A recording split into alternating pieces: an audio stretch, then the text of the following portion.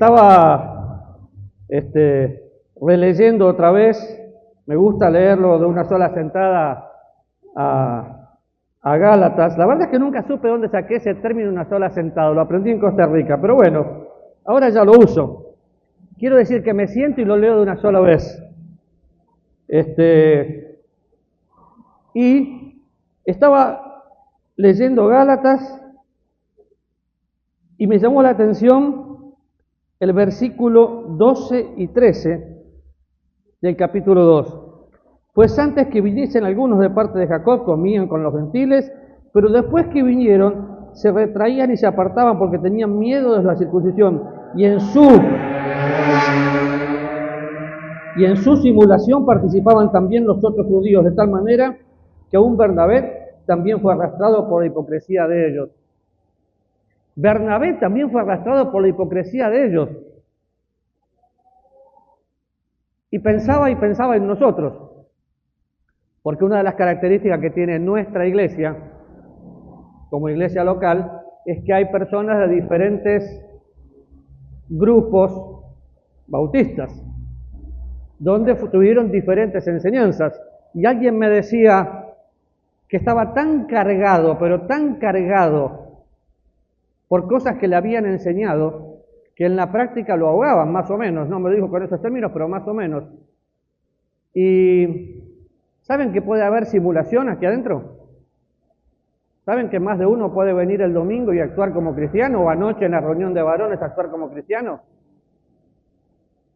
Había un muchacho que empezó a conocer al Señor, de a poquito. Pero resulta que, porque todavía baila, o todavía sale con los amigos, dije empezó a conocer al Señor, no dije nació de nuevo, aclaremos, disolemos. Entonces, ¿qué tengo que hacer en ese caso? Si yo me doy cuenta que sale, que por ahí se pegó una tomadita o bailó, y tengo que meterle versículos bíblicos así, y forzarlo para que se comporte como un cristiano, porque ya vino 3 o 4 veces a la iglesia, ¿verdad que sí? Pero eso es lo que se hace. Eso es lo que se hace, ¿sí o no? Se fabrican cristianos. Podríamos poner un cartel en la puerta. Fabricamos cristianitos. Y le damos la lista de cosas. Porque es lo que yo hacía hace años atrás.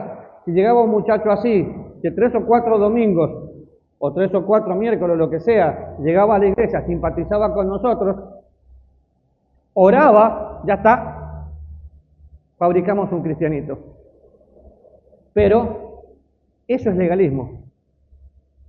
A veces pensamos que el legalismo es vestirse con saco y corbata.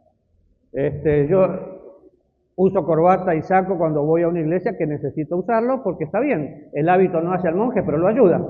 Pero no quiero ponerme corbata cuando hace calor, porque me parece que no es necesario. Pero legalismo no es ponerte corbata, legalismo no es hablar como un cristiano. Entonces te encontrás con otro. El otro día me decía un pastor, digo, ¿por qué dejaste de ir a la reunión de pastores?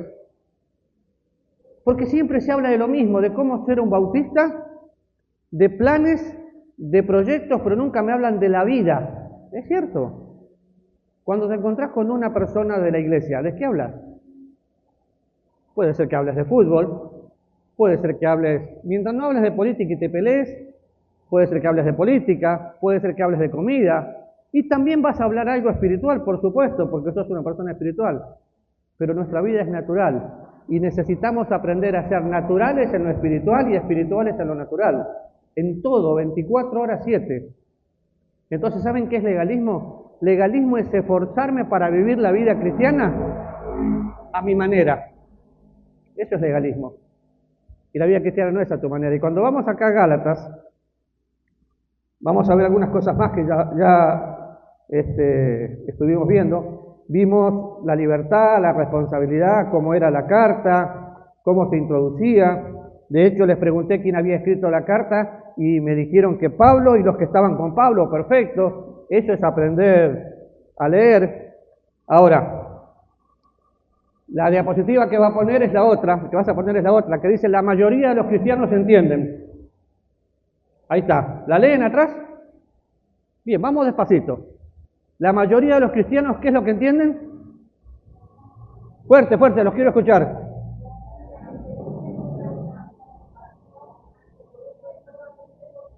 Muy bien, la mayoría de los cristianos entienden que claramente la justificación ante Dios es por fe. Pero, ¿qué significa esa doctrina en nuestras vidas a partir de este punto y en lo sucesivo? Los escucho. ¿Qué debería significar el Evangelio para aquellos que lo recibieron hace mucho tiempo? Hay personas que tienen, bueno, yo tengo 40 años, desde el año 81, 82, que conocí a Cristo como Salvador, más de 40 años. Normalmente cuando uno tiene muchos años de cristiano, es como que se acostumbra. Hoy es domingo, entonces voy a la iglesia. Hoy es miércoles, entonces voy al culto y cumplo ciertas cosas. Pero ¿qué es lo que Pablo le dice a los Gálatas? Que resalta en la carta. ¿Qué pregunta les hace? ¿Dónde está la satisfacción que ustedes experimentaron? Y yo me hago la misma pregunta a mí, se las hago a ustedes. ¿Dónde está la satisfacción que experimentaron el día que recibieron a Jesús? ¿Se acuerdan el día que recibieron a Jesús? ¿Qué sintieron? Gozo, dijo Martita. ¿Qué sintieron? Gozo, paz, ¿qué más? Seguridad, certeza de ir a la presencia de Dios, deseos de contárselo a todos, ¿sí o no? ¿Qué pasó con eso? ¿Sigue igual? Del 1 al 10, no me lo conteste ahora, pero del 1 al 10, ¿cómo está eso? ¿Vivimos por fe o por vista? Tal vez está alguno de ustedes acá y tiene un problema de salud, o no tiene trabajo, o algo le está pasando y se desespera. ¿Vivimos por fe? Lamentablemente no. Lamentablemente muchos cristianos viven la vida cristiana a su manera, tratando de ver cómo llego a mañana haciendo mis planes. Y es tan fácil entenderlo como esto. La mayoría de los que estamos acá tenemos tarjeta de crédito. ¿Qué pasaría si yo voy a un negocio, compro, pago con la tarjeta de crédito, me sobregiro, pero no oré antes de comprar? Entonces, cuando viene el resumen de cuenta, no me alcanza la plata. Entonces pago el mínimo. Y al otro mes, ¿qué pago? Y pago el mínimo, y cuando me doy cuenta se hizo una bola de nieve. Y cuando me doy cuenta no la puedo pagar porque los intereses son más caros que lo que compré. ¿Le suena familiar? Yo no le puedo pedir, Señor, ¿podés bendecir lo que compré? Yo tendría que haber dicho, Dios, ¿podés darme lo que necesito? ¿O no? Yo tengo tarjeta de crédito, la uso, junto millas, pero pago de contado. ¿Por qué? Porque uso la plata del banco. De hecho, imagínense, cuando he comprado autos, voy a la agencia y le digo, voy a pasar la tarjeta de crédito. Me miran con cara rara, pero yo la paso por el límite que me den, y después paso a la otra por el límite que me dan. ¿Para qué? Para juntar millas. Lo siento por el negocio, a mí me junta millas, pero después ¿qué hago? Pago. ¿Por qué? Porque la tentación de no pagar, eso es lo mismo que tratar de vivir la vida cristiana y reemplazarla por algo. ¿Qué puede ser ese algo? La religión. Y la religión podría ser tu forma de vestir, tu forma de hablar, tu forma de tratar a otros. Y el apóstol Pablo tiene algo muy claro acá. No se muerdan unos a otros, no murmuren unos de los otros. ¿Por qué? Porque somos un cuerpo. Ahora, se podría estar tentado a reemplazar estas enseñanzas, y ahí lo está poniendo en la otra diapositiva. Se podría estar tentado a reemplazar estas enseñanzas tan importantes por formas que salten el cumplimiento de reglas y la dependencia de uno mismo. No importa si es un cristiano maduro o nuevo. Pablo nos da advertencias bíblicas en contra de reemplazar el Evangelio con cualquier otra cosa. ¿Le prestó atención a eso? ¿Saben que es muy triste? Y esto pasa en todas las denominaciones, que se trata de reemplazar el cristianismo con esto y esto. Fíjense conmigo, por favor, Colosenses.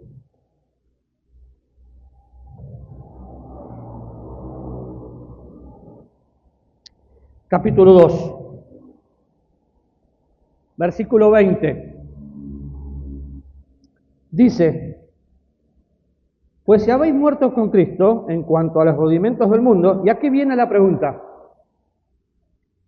¿por qué? Como si vivieses en el mundo, os sometéis a preceptos tales como, y empieza la lista: no manejes, no gustes, no toques, en conformidad a mandamientos y doctrinas de hombres, cosas que todas se destruyen con el uso. Tales cosas tienen a la verdad cierta reputación de sabiduría, en culto voluntario, en humildad, en duro trato con el cuerpo. Pero ¿qué es lo que no tienen?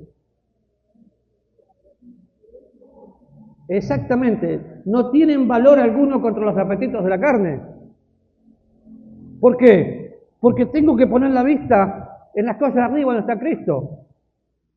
Reemplazar la vida cristiana. Yo el otro día dije algo y nos reíamos con mi esposa porque dije: vivir la vida cristiana sin Cristo, que parece que no tiene sentido. Pero mucha gente hace esto. Vive la vida en apariencia de actuación.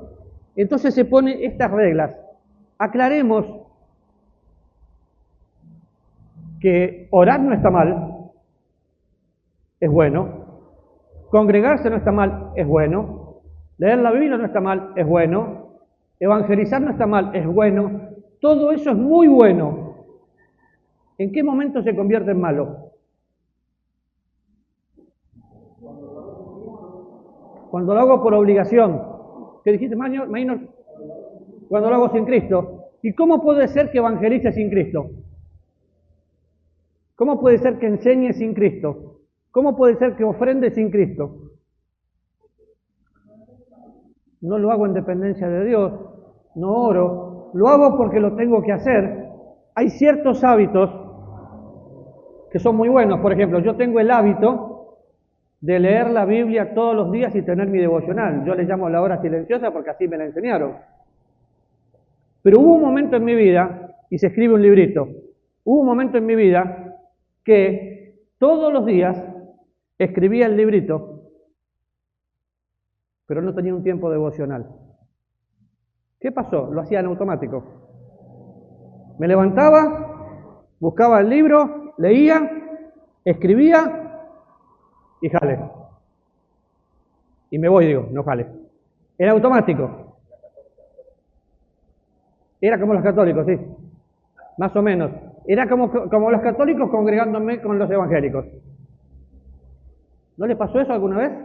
Yo hoy leo la Biblia porque así como cuando me levanto necesito bañarme, ir al baño, necesito leer la Biblia. Pero lo necesito, no lo quiero, lo necesito. ¿Le pasa eso? Porque si no es lo mismo, me pongo mandamientos como los que están acá. No hagas esto, no hagas aquello, deja de hacer aquello. Yo voy a ir a Argentina y en Argentina me van a servir un asado. Y en la mesa del asado van a poner botellas de vino. ¿Qué hago? ¿Me lo tomo? No, no me lo tomo porque yo no puedo tomar. ¿Por qué no puedo tomar? Levanten la mano todos los alcohólicos, digo, todos los que toman vino. No, no levanten la mano. Pero a ver, no es pecado tomar vino, pecado es emborracharse. ¿Está bien? No es pecado tomar vino, pecado es emborracharse. Pero si yo voy a ir a Argentina o a cualquier país donde usan eso y voy a estar en la cena del Señor, me van a dar vino en la cena del Señor. ¡Ay, qué pecado! Es la costumbre de ellos. Como yo por razones de salud, por mis medicamentos no puedo tomar, me mojo los labios, participo con ellos y me callo la boca. Y cuando voy a la casa a comer asado y hay vino, me van a hacer bromas porque no tomo, pero yo no voy a decir eso es pecado, porque no es pecado. Ahora, si me pongo en legalista, ¿Cómo va a tomar vino? ¿No ve que la palabra en griego, bla, bla, bla, bla, bla? En griego no dice nada, en griego sigue diciendo la misma palabra, oinos, jugo de uva. Pero cuidado con el legalismo de querer poner reglas donde Dios no las puso. La vida cristiana es una vida natural, porque Cristo es una persona natural. ¿Se entiende eso? El único que dijo amén fue Maynor, pero me mira con la cara como ternero desgollado. ¿Se entiende que tenemos que vivir en libertad y se entiende que eso cuesta? Ahora, fíjense que termina diciendo que no tiene valor alguno contra los apetitos de la carne. La gran mayoría de las personas que tienen doble vida es porque están llenos, hastiados de religión. Todo está tan prohibido que mejor lo haga escondida para que no me vean. Cuidado porque Dios te ve. Lo que aquí no se vea es un escándalo en el cielo. ¿Saben por qué? Porque cada vez que yo peco, el diablo me acusa. Gracias a Dios por la abogacía de Cristo en mi favor. Porque cada vez que el diablo me acusa, Cristo dice, yo ya pagué por ese pecado. Pero no podemos ser hipócritas simulando, como lo hizo Pedro, que contagió a Bernabé y que contagió a todos los demás. La vida cristiana es una vida natural. Distractores del Evangelio. Estos cristianos estaban confundidos acerca de cómo fueron justificados ante Dios. La justificación es por fe. Y la justificación, me he tomado mucho tiempo para decir, es cuando Dios me declara justo y pone su justicia en mí. Ahora, así como también acerca de cómo crecían como cristianos, es decir, su santificación. Además habían perdido su sentido de gozo, que es la pregunta que les hice, y se estaban atacando unos a otros. Pero ¿qué es? Quiero escuchar, ¿qué es la santificación?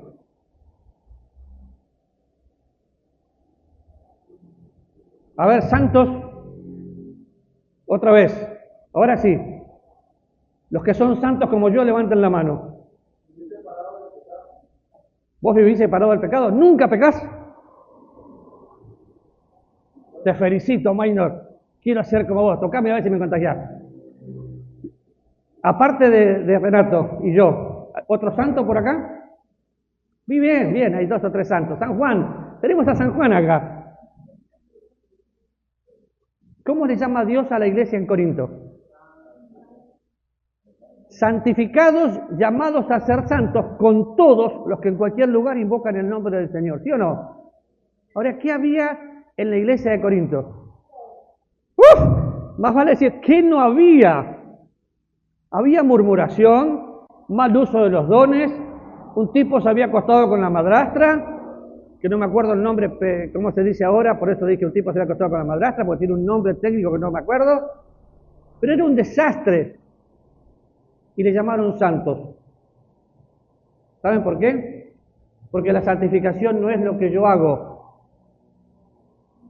es por lo que Cristo hizo quien yo soy. La santificación es la obra de Dios en la vida de un cristiano. Y somos santos, si lo quieren teológicamente, somos santos en nuestra posición. A veces no somos santos en la práctica. Y lo vemos fácil, sentados en lugares celestiales y después mordiéndonos unos a otros. Yo sé dónde estoy, pero me comporto diferente. Cuando sé quién soy, tengo que comportarme como quien soy. Entonces, ellos estaban confundidos en cuanto a su santificación. ¿Por qué? Y les llegó a dar cuenta, porque creían que la santificación era por ley. Que la santificación era por lo que hacían. Entonces, ¿leíste la Biblia hoy? ¿No la leíste? No te estoy hablando vos, yo la miré sin querer. ¿No la leíste? ¡Qué bárbaro! Eso es pecado. Cuando acusás a una persona con un dedo, hay 4 que te acusan a vos. Si una persona, te encontrás con una persona que no leyó la Biblia, no lo acuses, abrazalo. Algo le está pasando. No necesita tu regaño. Necesita tu abrazo, porque quizás necesita el abrazo de Dios. Pero yo no sé dónde sacamos lo otro. Ahora fíjense, la pregunta que yo les hice está aquí, versículo 15 del capítulo 4. ¿Dónde pues está la satisfacción que experimentabais? Porque os doy testimonio de que si hubieses podido, hubieses sacado vuestros propios ojos para dármelos. Pablo sabía que lo amaban. Pablo había invertido tiempo en ellos. Pablo sabía que tenía el corazón de ellos, pero de golpe se los encuentra y ve que estaban apagados. ¿Saben cómo sabemos que un cristiano está apagado? Cuando no comparte su fe, cuando no evangeliza. El miércoles llegó un muchacho que ha llegado varias veces y yo me senté y le compartí el evangelio. La primera pregunta que le hice fue cómo nació de nuevo. No lo puedo evitar. ¿Saben cuándo lo evito? Cuando yo no estoy bien con Dios. Entonces no me importa el destino eterno del otro, pero sin Cristo no hay esperanza. Ahora, ¿por qué no se hace esta pregunta? Y se la responde, ¿dónde está la satisfacción? ¿Y saben cómo sabemos que una persona no tiene satisfacción con Dios? Capítulo 5, versículo 15. Porque si os mordéis y os coméis unos a otros, mirad también que no os consumáis unos a otros. ¿Qué está diciendo Pablo acá? Si murmura uno del otro, se están consumiendo porque la murmuración trae amargura. La amargura frena mi crecimiento espiritual y contamina todo lo que tengo alrededor, que es lo que estaba pasando acá. Si yo necesito hablar con él, no voy a hablar de él, voy a hablar con él. Nuestra iglesia ha sido atacada de diferentes maneras y aún así Dios pone su mano de gracia. Pero siempre hay simuladores, hipócritas, que entran a hablar uno de otro, uno del otro. Y es cara a cara. ¿Por qué es cara a cara? Porque la Biblia me enseña a amarse unos a otros, orar unos por otros, exhortarse unos a otros. No me dice, hablen del otro, ámense. Y definitivamente todos somos diferentes, todos tenemos nuestro carácter, pero fíjense, ¿cómo hago para evitar? Porque de hecho acá dice unos a otros, mirad que también no os consumáis unos a otros. ¿Cómo lo evito? Digo pues, versículo 16, andad en el Espíritu y no satisfagáis los deseos de la carne. ¿Y cómo ando en el Espíritu? Ando en el Espíritu cuando naturalmente leo la Biblia, cuando naturalmente confieso pecado, cuando naturalmente comparto mi fe. Entonces naturalmente me doy cuenta que soy santo y como le dije antes, y no terminé la idea, lo quieren teológicamente, santidad práctica, santidad posicional. ¿Lo quieren bíblicamente? Soy santo. ¿Por qué soy santo? Porque Él es santo. Punto. Se acabó la teología, se rompió la teología. ¿Por qué? Práctica y posición. Sí es cierto, lo veo en la Biblia, pero en la Biblia veo algo más importante. Él es santo. El santo está en mi vida. Soy santo en toda mi peregrinación. Y es espectacular como el apóstol Pablo habla de eso. Ahora, miramos un poquito la carta de Gálatas y Pablo abre su carta y los reprende. Y les dice en el versículo 6 del capítulo 1, estoy maravillado de que tan pronto os hayáis alejado del que os llamó por la gracia de Cristo a seguir un evangelio diferente. Estoy maravillado que se están desviando. Después le dice en el capítulo 4, versículo 11, lo mismo. Me temo de vosotros que haya trabajado en vano. Y era Pablo el apóstol que se gastó enseñándoles. Pablo les estaba mostrando su frustración. Literalmente ustedes lo tienen atrás. Dice, Pablo se preguntaba si había desperdiciado su tiempo en ellos, su frustración. Y les llama insensatos. Es una palabra muy fuerte. Me temo que sean tan insensatos. Me temo que sean tan necios. Que alguien los embrujó. Hace prácticamente 11 años que con mi esposa, Álvaro, su esposa, vinimos para aquí. y que vinimos con la convicción de enseñar a vivir en la gracia de Dios. He visto personas que hablan de la gracia pero viven en libertinaje, nunca entendieron la gracia. Otros que dicen hablar de la gracia pero son unos legalistas brutales. Pero nuestro trabajo, nuestra responsabilidad es enseñar todo el consejo de Dios. Y qué triste sería pensar, hay un evangelio diferente. Claro que sí. ¿Y saben quién lo hace? Los hombres. Porque bíblicamente está el evangelio del reino, el evangelio de la gracia y el evangelio eterno. Pero aquí podemos pensar, el evangelio de la prosperidad, le doy para que Dios me dé. Me comí las letras. Le doy para que Dios, no para. Le doy para que Dios me dé. Eso es evangelio de hombres. Voy a hacer todo esto para ser más santo. Ya sos santo, comportate como tal. Voy a hacer esto para que Dios me ame. Dios te ama tanto, pero tanto, que ocupó la cruz en tu lugar. ¿Qué más querés? ¿Podés pedir más? La persona que se siente amada, ama. La persona que se siente despreciada, rechaza. Y como dije el otro día, yo no vivo una vida para aceptación, sino por aceptación. Él me acepta en el amado. Él te acepta en el amado. Pablo entendió que los gálatas habían dejado de vivir en dependencia de Cristo.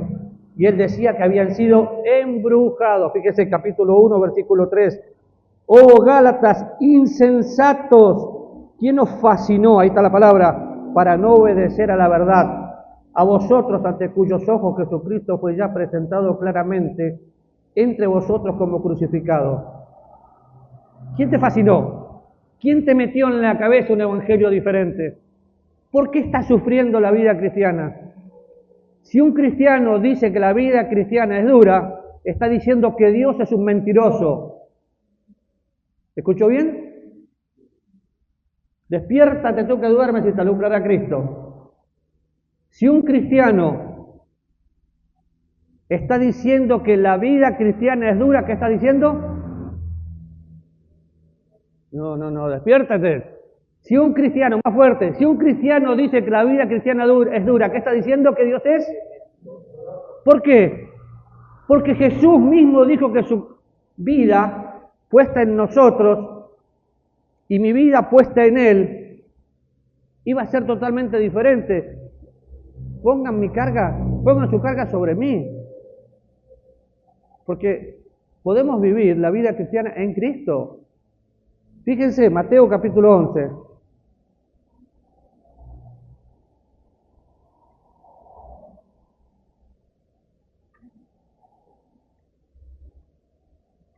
Todo lo conocemos de memoria, pero el versículo 28 dice, vengan a mí todos. ¿Todos quiénes? Los que están trabajados, los que están cargados. ¿Y qué voy a hacer? Los voy a hacer descansar. Pero vengan, dejen de luchar solos. Lleven mi yugo sobre vosotros. Pongan su carga sobre mí, yo la voy a llevar. Y aprendan de mí, porque soy manso y humilde de corazón. ¿Y qué vamos a hallar? Descanso. ¿Está cansado? Ponga su carga sobre Jehová y Él le sustentará. Hay muchos cristianos cansados.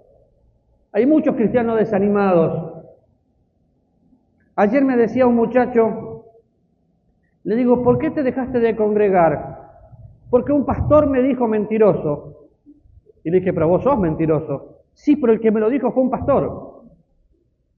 Conozco al muchacho, sé que miente hasta cuando se mira al espejo.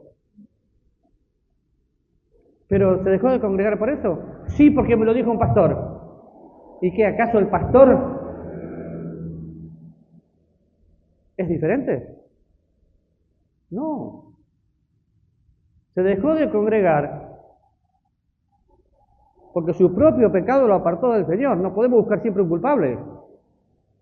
Ahora, porque mi yugo es fácil y ligera mi carga. Versículo 29, versículo 30. ¿Cómo es su yugo? Fácil. ¿Y cómo es su carga? siempre y cuando la pongamos en Cristo. Y ese fue el gran problema que tuvieron los Gálatas. Vivían la vida cristiana a su manera, a su manera.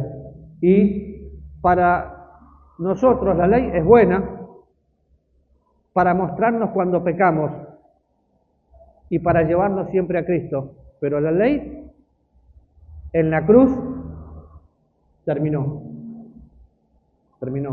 De hecho, este miércoles vamos a ver la diferencia entre vivir como gentiles, como judíos y la iglesia. Pero qué triste es ver muchas congregaciones cristianas viviendo como judíos. Yo no tengo nada que ver con el pueblo de Israel. Mi única relación con el pueblo de Israel es que el que me salvó es Jesús, y él era judío. Pero las costumbres que el pueblo de Israel tenía, no las tengo yo. Porque yo necesito vivir a Cristo.